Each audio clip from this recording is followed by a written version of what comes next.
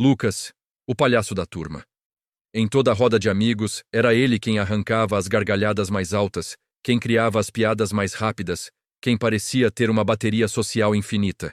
Seus vídeos eram virais entre os conhecidos, sua presença era sinônimo de festa. Mas o que ninguém via era o que acontecia depois que a porta do quarto se fechava. Ali, a máscara caía. O sorriso desaparecia e dava lugar a um silêncio pesado, um vazio que ecoava mais alto que qualquer risada. Para seus pais, Dona Helena e Carlos, Lucas era o filho perfeito. Sempre de bom humor, nunca reclamava, nunca dava trabalho. Dona Helena, sempre correndo entre o trabalho e a casa, via o filho sorrindo e pensava: que bom, ele está feliz. Carlos, seu pai, estava sempre tão imerso em suas próprias preocupações que a interação se resumia a um rápido "tudo bem?" no corredor, sempre respondido com um animado "tudo ótimo" por Lucas. Ele era invisível na sua própria casa, escondido atrás da imagem que ele mesmo criou. Essa vida dupla era exaustiva. Em um churrasco da faculdade, Lucas era o centro das atenções, contando uma história hilária sobre um desastre na cozinha. Todos riam, inclusive ele. Mas por dentro, ele se sentia como um ator em um palco, repetindo um roteiro que já não fazia mais sentido. Enquanto todos se conectavam, ele se sentia a quilômetros de distância, observando tudo de longe, mesmo estando no meio da multidão. No dia seguinte, na aula, a mesma coisa. O professor fazia uma pergunta. Lucas respondia com uma piada, a turma ria, e o ciclo se repetia. Era seu mecanismo de defesa. Se ninguém souber que estou quebrado, ninguém pode me machucar. Rafael, seu melhor amigo desde a infância, foi o primeiro a perceber as rachaduras na fachada. Ele conhecia o Lucas de verdade, aquele que passava horas falando sobre astronomia e que se emocionava com filmes antigos. Nos últimos tempos, Rafael notava algo estranho. O sorriso de Lucas era largo, mas seus olhos não sorriam mais. Havia uma névoa ali, uma tristeza que o riso alto não conseguia disfarçar. Um dia, depois de mais uma festa em que Lucas foi a alma do evento, Rafael o chamou para conversar. Eles estavam sentados no carro, o som da rua abafado pelos vidros fechados. Rafael foi direto. "Cara, você não parece bem." Lucas deu aquela risada ensaiada e disse: "Que isso, Rafa? Tô ótimo. A festa foi incrível, não foi?"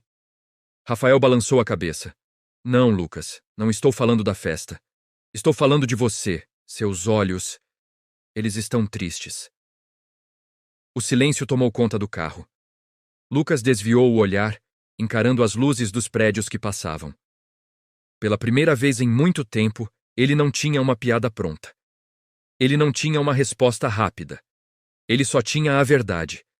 Com a voz trêmula, ele confessou: "Eu não sei, cara. Eu me sinto vazio." A frase pegou Rafael de surpresa. A imagem que ele e todos tinham de Lucas era o oposto daquilo. A perplexidade veio na pergunta que daria nome a todo aquele sentimento. "Como assim você se sente vazio? Eu só te vejo rindo o tempo todo."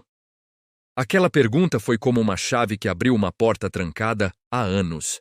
Flashbacks invadiram a mente de Lucas. Ele se lembrou de quando era criança e ganhou um prêmio na escola. Correu para mostrar ao pai, que apenas deu um aceno distraído, focado na televisão. Lembrou-se do seu aniversário de 15 anos, quando sua mãe organizou uma festa enorme. Mas passou a noite inteira na cozinha, garantindo que todos os convidados estivessem bem, sem sentar um minuto para conversar com ele. Lembrou-se da primeira vez que seu coração foi partido e ele chorou sozinho no quarto, porque aprendeu que mostrar tristeza era um sinal de fraqueza, um incômodo. Ele sempre foi o menino feliz. Era mais fácil. As pessoas gostam de gente feliz. Pessoas tristes afastam os outros. Então ele aprendeu a engolir a dor, a solidão, a necessidade de um abraço. E com o tempo, o espaço onde esses sentimentos deveriam existir se tornou um grande buraco negro, um vazio. As lágrimas finalmente vieram. Lucas chorou na frente de alguém pela primeira vez em anos. Ele contou a Rafael sobre a pressão de ser sempre engraçado, sobre o medo de que, se ele parasse de sorrir, as pessoas simplesmente iriam embora. Contou sobre como se sentia um fantasma, presente em corpo, mas ausente em alma. Rafael não disse muito, ele apenas ouviu. E quando Lucas terminou, ele colocou a mão no ombro do amigo e disse: Você não precisa ser o palhaço o tempo todo, cara. Eu estou aqui, nós vamos dar um jeito nisso. Aquele foi o ponto de virada. Entender que seu melhor amigo o via de verdade, para além da máscara, deu a Lucas a coragem que ele precisava. Ele percebeu que não podia mais carregar aquele peso sozinho. Pedir ajuda não era fraqueza. Era o ato mais corajoso que ele poderia cometer. Na semana seguinte, com o apoio de Rafael, Lucas marcou sua primeira sessão de terapia. Foi difícil. Falar sobre seus sentimentos com um estranho era assustador, mas aos poucos ele começou a entender as raízes do seu vazio. Começou a aprender a se permitir sentir tristeza, raiva, frustração. Começou a entender que sua identidade não se resumia a fazer os outros rirem. Ele também conversou com sua mãe. Dona Helena ficou chocada e culpada, mas finalmente entendeu que seu filho precisava de sua presença, não apenas de sua eficiência.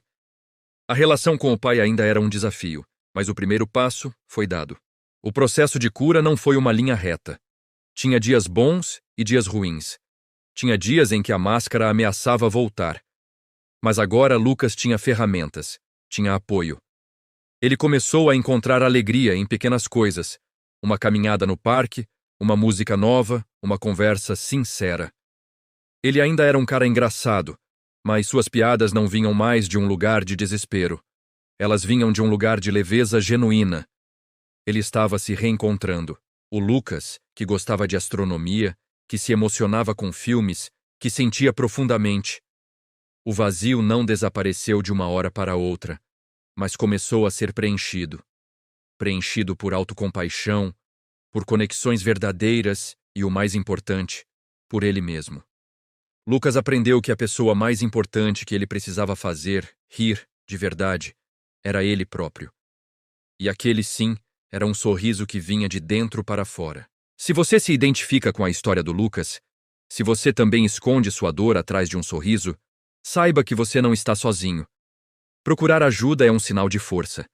Conversar com alguém de confiança, um amigo, um familiar ou um profissional de saúde mental pode ser o primeiro passo para preencher esse vazio. Existem pessoas e recursos disponíveis para te ajudar. Não desista de encontrar o seu sorriso verdadeiro. Obrigado por assistir e se cuidem.